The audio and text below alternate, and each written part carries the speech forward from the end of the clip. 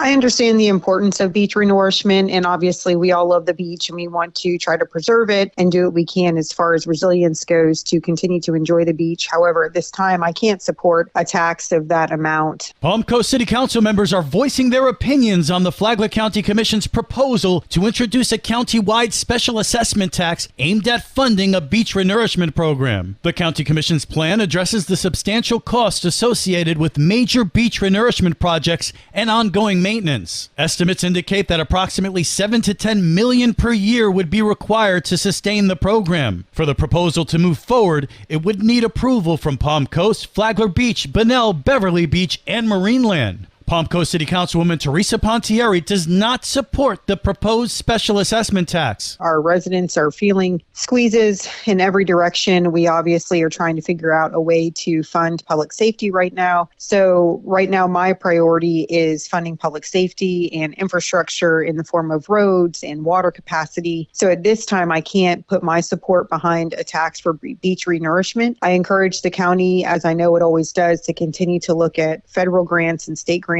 to fund such a project, but I can't look to my residents right now and support such a tax. Palm Coast City Councilman Nick Kloufis tells WNZF that the preservation of the beach is crucial for the future of Flagler County. The fact that we don't have a dedicated funding source or funding mechanism at the current juncture is a problem, and we need to have a dedicated funding source moving into the future for any chance of our beaches to survive. The renourishment programs have only become more and more important and critical to the longevity of the beach. It's not just rebuilding the dune, it's also dredging sand to the beach to renourish the beach, which helps dissipate all the energy so the dune isn't taking the brunt force of everything. And it is predicted to be, unfortunately, not the best hurricane season. We need to stay 2 steps away from disaster, in my opinion, and having a dedicated funding mechanism for the beach is step one. Our neighbors to the north and south and the coastal counties and regions around the state have already had plans and funding mechanisms like this in place. So I think it's important for Flagler County and the survival of our entire county, not just Flagler Beach, the barrier island, but the macro level. The beach is so important to Palm Coast and Flagler County as a whole.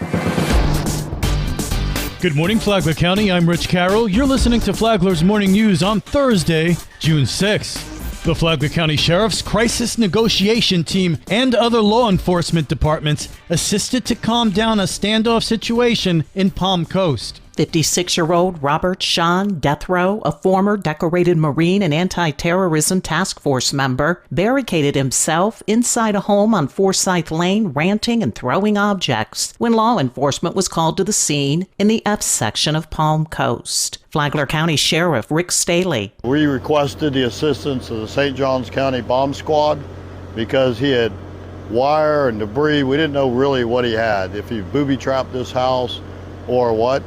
We were able to clear all the debris that he'd put in his driveway. We were able to get to the house. We took down the garage door so that we could see into the garage and took out the front door. And Sheriff Staley says taking Death Row into custody wasn't straightforward. 6+ hours. He never once communicated with us. He refused to answer the phone. He refused to talk to us. That's not a good indicator when you're trying to negotiate with an individual. The assault on deputies means Death Row will face a charge of aggravated assault on a law enforcement officer along with other charges. He wanted, I think, myself arrested for treason or something to that effect, and that he was going to be a martyr and alluded to suicide by cop. Fortunately, he chose not to act on that. The former retired cop who served in Operation Desert Storm was arrested along with one other person. For Flagler's local morning news, I'm Karen Johnson.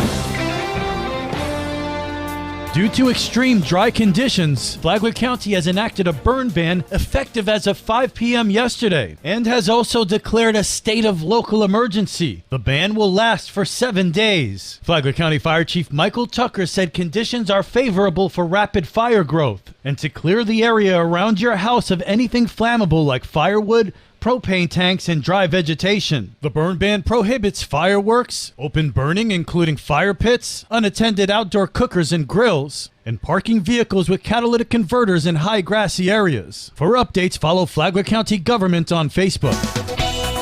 And now you're up to date on Flagler's Morning News. I'm Rich Carroll.